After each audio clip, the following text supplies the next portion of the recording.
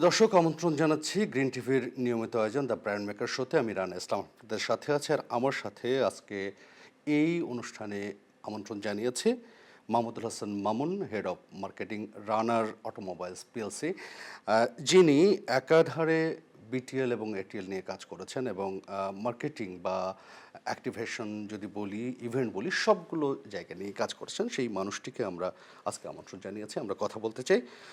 মাহমুদুল হাসান মামুন, কেমন আছেন আপনি? জি, আমি ভালো আছি। আপনি কেমন আছেন? আমি ভালো আছি। আপনাকে দেখে পেয়ে আরও বেশি ভালো লাগছে যে আজকে যাদের জন্যে আমাদের এই শোটা, যে বিশেষ করে নতুন জেনারেশন যারা মার্কেটিং, ব্র্যান্ডিং, ইভেন্ট এই বিষয়গুলো নিয়ে কাজ করতে আগ্রহ পোষণ করে এবং আসতে চাই নতুন করে, তাদের জন্য হয়তো আপনার কথা থেকে একটা গাইডলাইন দেওয়ার চেষ্টা করব। আশা করি আমি দিতে পারবো। ওকে, আমি যেভাবে বলছিলাম যে আপনি অ্যাক্টিভেশন নিয়ে কাজ করেছেন, আপনি ইভেন্ট নিয়ে কাজ করেছেন, আপনি নেটওয়ার্কিং নিয়ে কাজ করেছেন। এই যে অনেকগুলো জায়গায় কাজ করে এখন একটা কোম্পানিতে, রানারের মতো একটা বড় কোম্পানি, যারা অটোমোবাইলস নিয়ে কাজ করে, তাদের হেড অফ মার্কেটিং হিসেবে কাজ করছেন, সবগুলো বিষয়ই দেখছেন। শুরুটা কিভাবে হয়েছিল? অ্যাকচুয়ালি শুরুটা হয় অ্যাডভার্টাইজিং ফার্ম দিয়ে, আমার বিটুপি অ্যাডভার্টাইজিং ফার্ম। ওখানে আমি ইন্টার্নশিপ করতে যাই। তো এরপরে ওরা হচ্ছে আমার কাজ দেখে আমাকে বেসিক্যালি ওরা জয়েন করার জন্য অফার করে। আমিও খুব এক্সাইটেড ছিলাম, কারণ ডিফারেন্ট ডিফারেন্ট ব্র্যান্ড নিয়ে কাজ করার সুযোগ পাবো, যেহেতু অ্যাডভার্টাইজিং নিয়ে আমার কোনো আইডিয়াই ছিল না। তো আমি ওই সময়টাকে আসলে ক্যাচ করার জন্যেই আমি অ্যাডভার্টাইজিং ফার্মে ক্যারিয়ার শুরু করি। এই যে আপনি বললেন যে ইন্টার্ন করতে গিয়েছিলেন, যে ইন্টার্ন একটা ইম্পর্ট্যান্ট থিং, বিশেষ করে ইউথদের জন্য, এবং অবশ্যই। সেখান থেকে আপনি অফার পেলেন। এই যে অফার পাওয়ার জন্য আপনার কি মনে হয়েছিল যে আপনার কোন গুণের কারণে আসলে ওই কোম্পানি আপনাকে অফার করলেন? Very good question.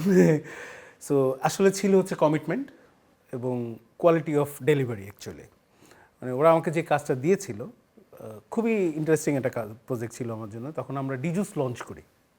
বিটুপি তখন হচ্ছে ক্রিয়েটিভ এজেন্সি ছিল, গ্রামীণ ফোনের সাবসিডিজ একটা ব্র্যান্ড ছিল ডিজুস। সো ওটা লঞ্চ করার সময় আমরা পয়লা বৈশাখ তখন চারুকলায় শুরু হয়। আপনি নিশ্চয়ই জানেন চারুকলা থেকেই পয়লা বৈশাখের আসলে মঙ্গল যাত্রা শুরু হয়। সো ওইখানে আমাদের কাজ ছিল, আমার কাজ ছিল, তখন ডিজুসের বান্ডানা তৈরি হয়েছিল, রুমাল। সো বান্ডানা ডিস্ট্রিবিউট করতে হবে। সো যখন আমার ফ্রেন্ড আমাকে আসলে প্রপোজালটা দেয় যে চল এরকম একটা কাজ আছে, করবি কিনা, তো আমি খুবই ইন্টারেস্টেড হই যে আচ্ছা কি কাজ হবে। প্রথমে আমি জিজ্ঞেস করি, তখন ওরা আমাকে বলে যে কিছু না, শুধু কয়েকটা রুমাল দিবে, এগুলো মানুষকে দিতে হবে। তো যখন আমি মানুষকে দেওয়া শুরু করি, তখন ওনারা আমাকে জিজ্ঞেস করে যে এটা আসলে কি। তো আমি বলা শুরু করলাম এটা আসলে একটা জুস। কারণ ডিজুস যে একটা সিম, তখন আমি আসলে কিছু জানি না। তো এরপরে হচ্ছে বেসিক্যালি জানাটা হইলো ডিজুস আসলে কি, কেন আসছে বাংলাদেশে এবং কাদের জন্য নিয়ে আসছে। সো ওর পরেই হচ্ছে আমি একদম ডিটারমাইন্ড হয়ে যাই যে না, আমি এই ব্র্যান্ড নিয়ে কাজ করতে চাই। সো ওইখান থেকে আজকে এখানে আসা আর কি। এবং দেখুন, মানে ডিজোস একটা জেনারেশনই তৈরি হয়ে গেছে, আমরা বলতাম ডিজোস জেনারেশন। এই যে একটা পণ্য বা একটা নাম বা একটা সাবজেক্টকে একটা ব্র্যান্ডের জায়গায় তুলে আনা, একজন মানুষ হিসেবে একটি পণ্যকে আসলে ব্র্যান্ডের জায়গায় তুলে আনার জন্য কোন কোন গুণগুলো খুব জরুরি বলে মনে করেন আপনি? নিজের স্পষ্ট পরিচয় লাগবে, প্রথম থাকা উচিত। এরপর হচ্ছে কনসিস্টেন্সি থাকতে হবে। আপনি যে কাজ করবেন সেটা কনসিস্টেন্সি ডেফিনেটলি ইজ ইম্পর্টেন্ট। আর হচ্ছে বিশ্বাসযোগ্যতা, যেটা আপনাকে তৈরি করবে ওই ব্র্যান্ডের জন্যে, যে আপনি এটার জন্য লয়াল এবং আপনি এটার জন্য ফিট ইন করতে পারছেন, মানে আপনি you are the right person.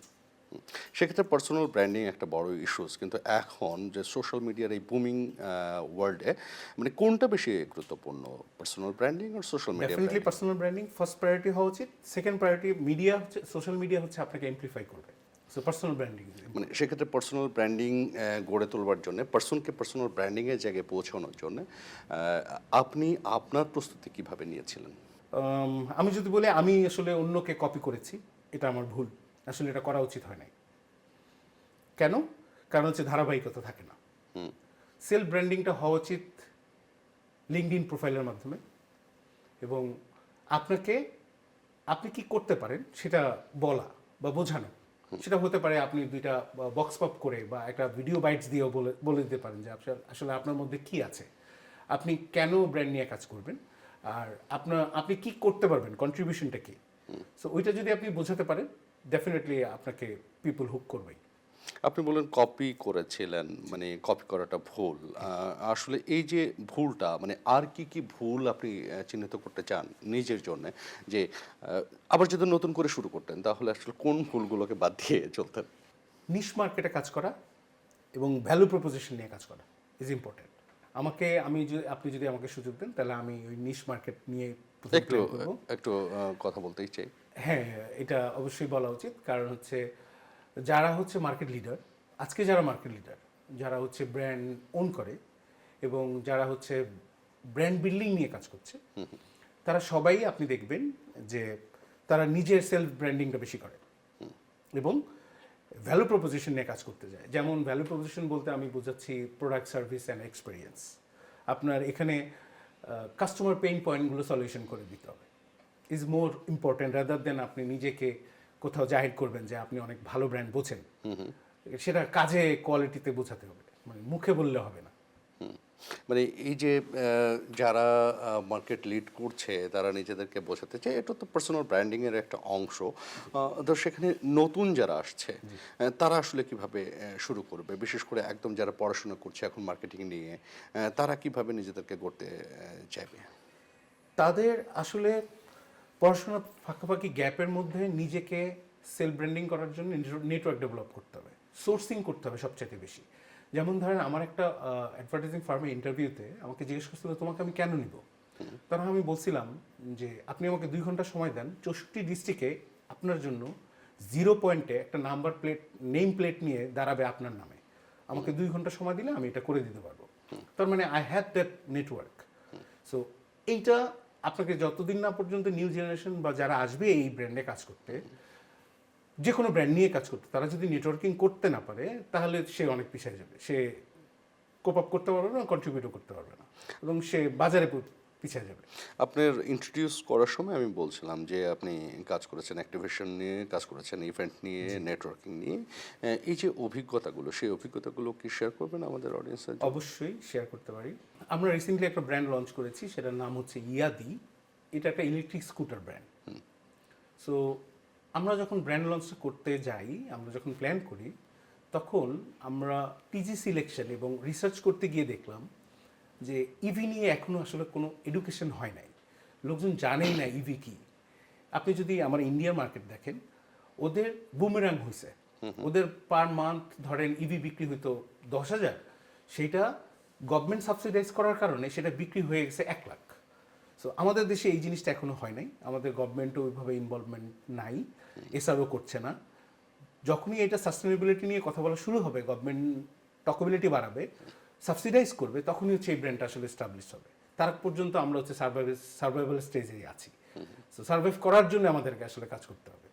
So ওইখান থেকে যখন ব্র্যান্ড লঞ্চ নিয়ে কাজ শুরু করলাম, তো আমরা আউট অফ নো ওয়্যার একটা ব্র্যান্ড নিয়ে আসছি, কেউ জানে না, আমরা জানানোর চেষ্টা করলাম, ইনফ্লুয়েন্সারকে ইনভলভ করলাম, ডিজিটাল মার্কেটিংয়ে অনেক কাজ করলাম, সোশ্যাল মিডিয়াতে অনেক বেশি আপনার ভিডিও বাইট দেওয়া শুরু করলাম এবং লোকজন কমেন্টস করা শুরু করলো, এটা কি, কেন আসছে, এটা আমাদের জন্য দরকার কেন, ওই যে কাস্টমার পেইন পয়েন্ট।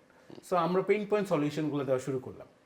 তখন হচ্ছে আমাদের আসলে এই সেলসে ইম্প্যাক্ট করা শুরু হলো, আমাদের লিড জেনারেশন শুরু হলো। আমরা ওখান থেকে সিপিএল, সিপিসি বের করার চেষ্টা করলাম, সেটা হচ্ছে ROI, return on investment, cost per lead, cost per conversion কেমন হলো। সো ব্র্যান্ড লঞ্চ করে আমরা, আমাদের আন্ডারস্ট্যান্ডিং হচ্ছে অ্যাজ আ ব্র্যান্ড কাস্টেরিয়ান, আমি যদি বলি, আমাদের আন্ডারস্ট্যান্ডিং হচ্ছে 7 জনকে আপনি কন্ট্যাক্ট করলে একটা কনভার্সন হওয়ার পসিবিলিটি থাকে। অর্থাৎ তার মানে আপনাকে মিনিমাম 7টা লিড লাগবে এবং 7টা অথেন্টিক লিড লাগবে। লিড আনার জন্য আমাদের যে কাজটা করতে হলো সেটা হচ্ছে কাস্টমারকে বারবার পোক করা, ওর কনসাস মাইন্ডে ওকে ঢুকায় দেওয়া যে ইভি ইয়াদি নামে একটা ব্র্যান্ড আছে এবং তুমি এটাকে কমিউনিটির সলিউশন হিসেবে দেখতে পারো। এরপরে আমরা ডে বাই ডে এটার ইমপ্রুভমেন্ট হওয়া শুরু হলো, আমরা লিড পাওয়া শুরু করলাম, ওইখান থেকে কনভার্সন হলো এবং একটা নাম্বার আমরা পৌঁছাচ্ছি। আলহামদুলিল্লাহ আমরা এখন মার্কেট লিডার, ইভিতে আমরা সবচেয়ে বেশি বিক্রি করছি। একটা প্রশ্ন করতেই মন চাচ্ছে যে রানার অটোমোবাইলস প্রথম যে বাইক আপনারা মার্কেটে এনেছিলেন সেটা রানার নামে এনেছিলেন। এরপরে ইয়াদি নামে ইভি সেগমেন্টে আপনারা আসলেন এবং নামটা একটু কঠিনই বটে সাধারণ মানুষের জন্য।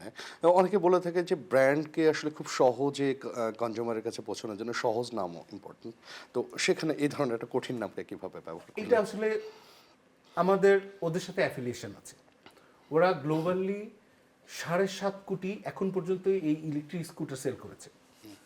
10,000 অ্যারাউন্ড 10,000 হচ্ছে ওদের সেলস পয়েন্ট আছে সারা ওয়ার্ল্ডে। এবং আপনি যদি দেখেন ওরা লাস্ট 8 কনজিকিউটিভ ইয়ারে ওরা গ্লোবাল নাম্বার 1 হয়েছে। সো ডিউ টু ওদের প্রোডাক্টের কোয়ালিটি এবং ওরা যখন আসছে ওদের ব্র্যান্ড নাম নিয়ে আসছে। আমরা নিজেরা নিজস্ব ব্র্যান্ড নিয়ে ট্রাই করেছিলাম, বাট আমরা দেখেছি যে গ্লোবাল কোনো ব্র্যান্ড নিয়ে আসলে ওটা easy to sell rather than নিজস্ব ব্র্যান্ড।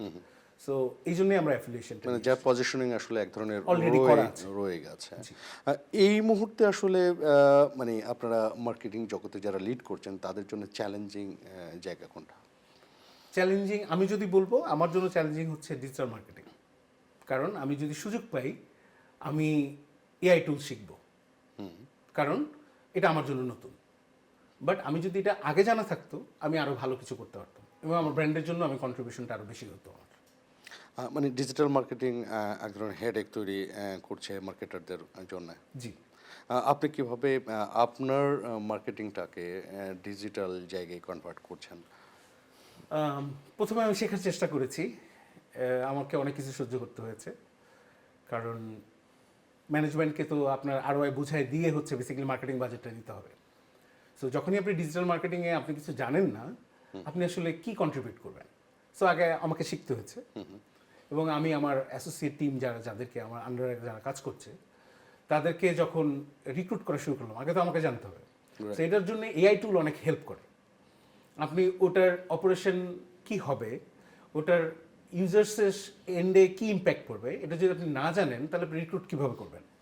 সো আমি রিক্রুটমেন্ট যখন আমি বুঝলাম যে না আমাকে নিজেকে ডেভেলপ করতে হবে, তো আমি এটা শেখা শুরু করলাম নিজেই অনলাইন কোর্স করা, তারপরে হচ্ছে ডিজিটাল মার্কেটিং যারা হচ্ছে ধরেন ট্রেন্ড সেটার তাদেরকে ফলো করা, তাদের এক্সপিরিয়েন্স নেওয়া এবং তাদের সাথে কথা বলা। সো ওইখান থেকে দেখলাম যে হ্যাঁ, আমার ডিজিটাল মার্কেটিং শিখতে হলে আমাকে এই বেসিক কোর্সগুলো করতে হবে। সো সেই কোর্সগুলো আমি কিছু ফ্রি কোর্স করলাম গুগলের, কিছু হচ্ছে ধরেন পেইড কোর্স করলাম, করে এসে হচ্ছে আমি একটা আন্ডারস্ট্যান্ডিং লেভেলে আসলাম যে আচ্ছা ঠিক আছে, নাও আই অ্যাম নো যে how to work actually digital marketing. এরপরে হচ্ছে আমি রিক্রুট করলাম, 2টা এক্সপার্টিস নিলাম যারা হচ্ছে এআই টুল নিয়ে কাজ করে, এক্সপার্ট, দে আর টেকনিক্যালি অনেক সাউন্ড। সো ওদেরকে যখন আমি রিক্রুট করলাম ওরা আমার কাজটা ইজি করে দিল। সো ওই অপারেশন লেভেলে ওরা কাজ করা শুরু করলো, আমি টপ থেকে ওদেরকে জাস্ট গাইড করলাম যে না তোমার এইটা করা উচিত, তোমার এখান থেকে এই আউটকাম আসতেছে, না আরেকটু বাড়াতে হবে। সো লেভেল অফ আন্ডারস্ট্যান্ডিং থেকে আর কি করা। সো মানে প্রশ্ন এখানে থেকেই যাই যে আসলে লিড যখন করছেন, হেড যখন হয়ে গেছেন, তখন আসলে দক্ষতা তৈরি করার জন্য আপনাকেও শিখতে হচ্ছে এবং সেটা জুনিয়রদের ক্ষেত্রেও নিশ্চয়ই প্রযোজ্য। অবশ্যই ওদের জন্য ডেফিনেটলি প্রযোজ্য। সেই লেসনটা কি সবসময় দিয়ে থাকেন? চেষ্টা করি আর কি, অ্যাজ আ টিম লিডার হিসেবে আমি চেষ্টা করি আমার জুনিয়রদেরকে অ্যাজ আ টিমমেট হিসেবে না, অ্যাজ আ ব্রাদারহুড থেকে আমি চেষ্টা করি ওদেরকে ওই গাইডটা করার জন্য যে হ্যাঁ তোমাদের এই কোর্স করা উচিত, তোমরা এটা করছো, আচ্ছা এটা করো নাই, এটা করো, এটা তোমার জন্য এই ইম্প্যাক্ট পড়বে তোমার কাজে। সো তখন ওরা খুবই ইন্টারেস্টেড হয় যে নতুন জিনিস দেখলাম বস, বা ভাইয়া দেখলাম শিখলাম, হ্যাঁ এটা ভালো জিনিস, এটা আমাদের দরকার, করো।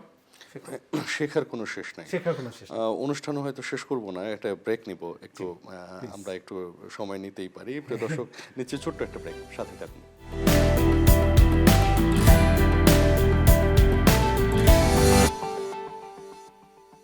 দর্শক, বিরতি থেকে ফিরে এলাম দ্য ব্র্যান্ড মেকার শোতে। আমি রানা ইসলাম, আর আমার সাথে আজকে আছেন রানার অটোমোবাইলস পিএলসির head of marketing Mahmudul Hasan Mamun ভাই।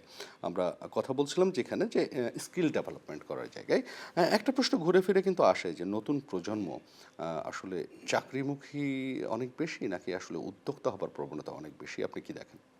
তারা অ্যাকচুয়ালি অপরচুনিটি মুখে, অপরচুনিটি মুখে, মানে যেখানে তারা যেখানে গ্রোথ দেখে সেখানেই হচ্ছে ঝাঁপায় পড়ে। সেটা কি সব সময় ওয়াইজ হয় কিনা? না, একদমই না। কোথায় কোথায় আপনি ভুল দেখেন? ব্যর্থতা। আপনি যখন গ্রোথ চিন্তা করবেন তখন হচ্ছে সবাই ট্রেন্ড যেটা করে সেটাই ফলো করার চেষ্টা করি। সো ওই জায়গায় না দৌড়ে আপনার আসলে দৌড়ানো উচিত হচ্ছে career focus or learning focus. আপনি এমন কোনো টিম লিডারের আন্ডারে যাওয়া উচিত যে হচ্ছে আপনাকে শেখাবে, আপনার কাছ থেকে শিখবে না। সো এখনকার জেনারেশন শিখতে চায় খুব কম। তারা চিন্তা করে ইনস্ট্যান্ট আমি কি পাচ্ছি, লং টার্ম চিন্তা করেন। বাট আমরা যখন কেরিয়ার শুরু করেছি তখন হচ্ছে আমরা লং টার্ম চিন্তা করেছি যে না, এখন আমি হচ্ছে শিখবো, পরে হচ্ছে আমি এটা অ্যাপ্লাই করব, এক্সিকিউশনটা পরে হবে, আগে এক্সপিরিয়েন্স নিব, তারপরে এক্সপেরিমেন্ট করব। বাট এখনকার জেনারেশন এই জিনিসটা একদমই কম, খুবই মাথা গরম। একটু আগে বলছিলেন যে ব্যর্থতা মানে ফেলিওর ইজ দ্য কি টু সাকসেস। আপনার লাইফে কোন কোন ফেলিওর আপনার সাকসেসের কি হয়ে দাঁড়িয়েছে? অনেকগুলো ফেলিওরই আছে যেগুলো হচ্ছে এখন যদি সুযোগ পাই ওগুলো হয়তো বা রিটেক করার সুযোগ পাবো, বাট আমি জানি না পাবো কিনা, মনে হয় না পাবো। বাট হ্যাঁ, কিছু জিনিস আছে যেগুলো আমার ডেভেলপমেন্টের জন্য আমি ওই সময় পাইনি, বাট আমার ওই সময়টা পাইলে আমি হয়তো আরও ভালো কিছু করতে পারতাম। নতুনদের জন্য একটাই রিকোয়েস্ট থাকবে যে তুমি ওই কাজটাই করো যেটা তোমাকে এনজয় করে, যেটা তুমি এনজয় করো। ফেইলার তো থাকবেই লাইফে, তো ফেইলার ইজ দ্য কি অফ সাকসেস আপনি বলছিলেন।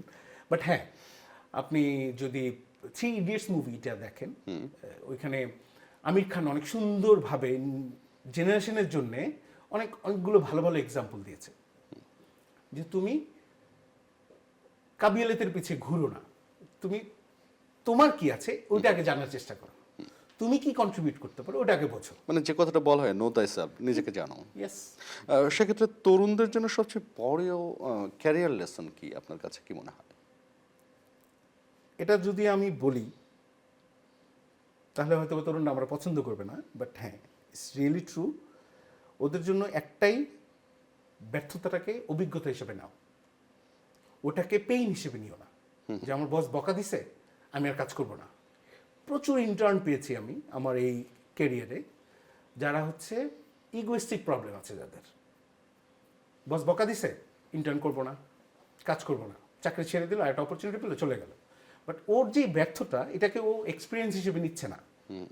সো আমার সাজেশন থাকবে ডেফিনেটলি ওর এক্সপিরিয়েন্স যে ব্যর্থতা সেটাকে এক্সপিরিয়েন্স হিসেবে নেওয়া, এবং ভবিষ্যতে এটার সাফল্যটা সে দেখতে পাবে। একাডেমিক পড়াশোনা আসলে ক্যারিয়ারকে কিভাবে গ্লোরিফাই করে, বা আপনার লাইফের একাডেমিক যে পড়াশোনা সেটা আপনার ক্যারিয়ারকে কিভাবে পেনিট্রেট করেছে? না, এটা কোনোভাবেই আমাকে আসলে পেনিট্রেট করে নাই। আচ্ছা। টু দ্য মানে ট্রুলি ফ্যাক্ট, আমি মেজর ছিল আমার এইচআর, মার্কেটিং আমি করেছি এমবিএতে। সো রিয়েল লাইফ এক্সপিরিয়েন্স আসলে আমরা আমাদের কেস স্টাডিতে দিই না, আমাদের বইগুলোতে যেগুলো শেখানো হয় ওগুলো রিয়েল লাইফে পাওয়া যায় না। সো আমার সাজেশন থাকবে রিয়েল লাইফ এক্সপিরিয়েন্স। তার মানে থিওরি ম্যাটার করে না, প্র্যাকটিক্যাল নলেজ অনেক মোর ইম্পর্টেন্ট। সেক্ষেত্রে স্টুডেন্ট যারা, যদিও আমরা কথা বলেছি যে স্টুডেন্ট যারা আসলে এই সেক্টরে কাজ করতে চায়, তারা আসলে নিজেকে যদি ব্র্যান্ডের ইনভলভ করতে চায়, ব্র্যান্ডিংয়ে ইনভলভ করতে চায়, তারা এই মুহূর্তে কি ধরনের পদক্ষেপের মধ্যে যেতে পারে? আবার বলবো, প্র্যাকটিক্যাল অ্যাপ্লিকেশন বেশি গুরুত্বপূর্ণ। সেক্ষেত্রে সুযোগ কোথায়? ইন্ডাস্ট্রি একাডেমিক কোলাবোরেশন কি যথেষ্ট পরিমাণ বাংলাদেশের সুযোগ আছে? আপনি যদি প্র্যাকটিক্যালি শেখেন তাহলে সুযোগ অনেক বেশি, রাদার দেন মানে ইউনিভার্সিটি। না, আপনি যদি এখন ইউনিভার্সিটি স্টুডেন্ট হতেন, আপনি কোন স্কিলকে গুরুত্ব দিতেন? এটা তো ইউনিভার্সিটিতে ওই ইয়েতেই নাই, বইতেই নাই আসলে। এটা হচ্ছে real life experience is important. এই যে একটা সফল ব্র্যান্ড তৈরি করার জন্য আসলে কোন গুণগুলো গুরুত্বপূর্ণ? যদি সেলফ ব্র্যান্ডিং বলেন তাহলে বলবো হচ্ছে লিঙ্কডিনে প্রেজেন্স ইজ মোর ইম্পর্টেন্ট। যে কোনো প্রজেক্ট ওয়ার্ক করা, প্রজেক্টে কন্ট্রিবিউশন করা, এবং পাবলিক স্পিকিং হওয়া। টাকা না প্যাশন, কোনটা গুরুত্বপূর্ণ? কোনটা আগে আপনি Passion. বেছে নেবেন? ওয়াই? নিউ জেনারেশনের জন্য প্যাশন, আমাদের জন্য তখনও প্যাশনই ছিল, বাট এখন জেনারেশন দেখি টাকা বেশি প্রায়োরিটি দেয়। আপনার ক্যারিয়ারে আপনার প্যাশন কিভাবে আপনাকে আসলে মোর স্ট্রং করেছে? শেখার ইচ্ছা, ডেভেলপমেন্ট করার ইচ্ছা। আমি বিটিএল থেকে এসেছি, আমি ব্র্যান্ড টিম লিড করবো এটা আমি এক্সপেক্টই করি নাই, বাট হ্যাঁ আমার পক্ষে পসিবল এটা বিলিভ করতাম। আপনার inner self believe is important. আপনি যদি বিলিভ করেন যে হ্যাঁ আপনার পক্ষে পসিবল করা, you can make it. Otherwise আপনি যদি বিলিভ না করেন যে এটা আমার পক্ষে পসিবল, তাহলে আপনি কোনো কিছুই করতে পারবেন না। সো আপনাকে বিলিভ করতে হবে যে আপনার পক্ষে পসিবল। আমি বিলিভ করেছি হ্যাঁ আমার পক্ষে পসিবল এই ব্র্যান্ডটাকে এই ব্র্যান্ড টিমকে লিড দেওয়া বা এই ব্র্যান্ডটাকে ওন করা। সো ওই জন্যে আমি অ্যাবজর্ভ করছি, অ্যাডপ্ট করছি এবং মুখ বন্ধ করে চুপ করে শুনেছি, জাস্ট খালি অ্যাজ আ লিসেনার আমি শুনছি। আমার কোনো আউটকামস নাই, শুনেছি এবং রাইট টাইমে রাইট ডিসিশন নেওয়ার জন্যে যতটুকু ক্যাপাবিলিটি দরকার সেলফ ডেভেলপ করছি এবং আমি তখন ডিসিশন নিতে পেরেছি। এই জন্য ম্যানেজমেন্টটা হয়তো মনে করেছে যে আমি আই এম দ্য ক্যাপাবল গাই। অনেকে বলে থাকে যে সেলসের মানে যে নলেজ সেটা খুব important for marketing, because of marketing বা ব্র্যান্ডিং শুধুমাত্র আসলে অ্যাডভার্টাইজিং বানানো নয় বা এই ধরনের কাজ নয়, একদম শুরু থেকে শেষ পর্যন্ত কাজ করার স্কোপ থাকে। সেই জায়গাটা আপনার লাইফে কোন কোন লেসনগুলো, কোন কোন এক্সপিরিয়েন্সগুলো কাজে লেগেছে বলে মনে করছেন? ডিজিটাল মার্কেটিং, এআই টুলস শেখা এবং negotiation is very much important. আমার একজন বস ছিলেন, ওনার নাম না বললেই না, ওনার নাম ছিল হচ্ছে মুকেশ শর্মা। উনি তখন আমাদের এমডি এন্ড সিইও ছিলেন। সো হাউ টু নেগোশিয়েট, উনি যদিও ইন্ডিয়ান, হাউ টু নেগোশিয়েট উনি আমাকে শিখিয়েছে। সো ধরেন আমি একটা বিলবোর্ড করব, বিলবোর্ডে আমার একটা অ্যাড যাবে, তো আমি যদি 5 বছরের জন্য নেই তাহলে কস্ট কেমন। আমি ভেন্ডরের সাথে নেগোশিয়েট করলাম, ও আমাকে শিখাইলো যে তুই ওকে 5 বছরের জন্য কন্ট্যাক্ট কর, তোর জন্য দরকার 1 বছর, তোর তো 1 বছর, বাট নেগোশিয়েট যখন 5 বছর করবি তখন ওটার ভ্যালু আলটিমেটলি কমে যাবে। 1 বছরের জন্য যেই কস্ট বা 5 বছরের জন্য তো কস্ট কম। রাইট। তুই ওর সাথে 5 বছরের এগ্রিমেন্ট কর, বাট তুই 1 বছরের জন্য তোর যেটা আছে তুই এটা নে, তারপর তুই বল আমি নেক্সট ইয়ারে নিব, এই বছর নিব না, বাট ও তো তোকে না করতে পারবে না। বাট তুই যদি ওকে বলস আমি 1 বছরের জন্য নিব, তখন তো কস্ট হাই কস্ট তোকে প্রাইস শেলফ করবে, তুই তো এটা অ্যালাউ করতে পারবি না, তোর তো লিমিটেশনস আছে। তাহলে ওয়াই নট তুই ওকে লং টার্ম চিন্তা করা এবং তুই শর্ট টার্মের জন্য নে, তাহলে ভ্যালু ফর মানি তুই বের করবি। মানে এটা বিজনেসের একটা পলিসি। এটা পলিসি। নিজের জীবনে কোন ব্র্যান্ড হতে চান? এটা রিলায়েবিলিটি অ্যান্ড লিডারশিপ। এক শব্দে আপনার কাছে ক্যারিয়ারের লক্ষ্য কি? ইম্প্যাক্ট, সাফল্য মানে? Outcomes, results. সেই রেজাল্ট কি গুড অর ব্যাড? আমি বলবো ব্যাড তো হইতেই পারে। না, আমি বলবো গুড। ওকে, অনেক কথা বললাম। আমরা শেষে এই অনুষ্ঠানে একটা প্রশ্ন করে থাকি যে কান্ট্রি ব্র্যান্ডিং, মানে কান্ট্রিকে যদি ব্র্যান্ডিংয়ের জায়গায় আপনি চিন্তা করেন যে আপনি ব্র্যান্ডের মানুষ, মার্কেটিংয়ের মানুষ, এই দেশটাকে আপনার হাতে তুলে দেওয়া হয়েছে যে মার্কেটিং করো, ব্র্যান্ড ভ্যালু বাড়াও, আপনি কি কাজ করবেন? 7 ওয়ান্ডার্স আমরা নাম শুনেছি। বাংলাদেশের 64 ডিস্ট্রিক্টের 50% ডিস্ট্রিক্ট আছে এখনও আনটাচ, 50% বলবো, যেটা হচ্ছে ওই ডিস্ট্রিক্টের সৌন্দর্যটা এখনও ওয়ার্ল্ডের কাছে unknown, out of no word. তারা আমি যদি এটাকে রিব্র্যান্ডিং করে পজিশনিং করতে পারি, বাংলাদেশকে চেনাতে পারি, তাহলে হয়তো বা মেক সেন্স, মানে কান্ট্রিকে আমি রিপ্রেজেন্ট করতে পারবো। আপনার কাছে দেশপ্রেম মানে কি? দেশপ্রেম মানে কন্ট্রিবিউশন, আপনার জায়গা থেকে ইনকাম ট্যাক্স দেন, তারপর দেশের জন্য কিছু করেন, জেনারেশনের জন্য কিছু করেন, আপনাকে লোকজন মনে রাখবেই।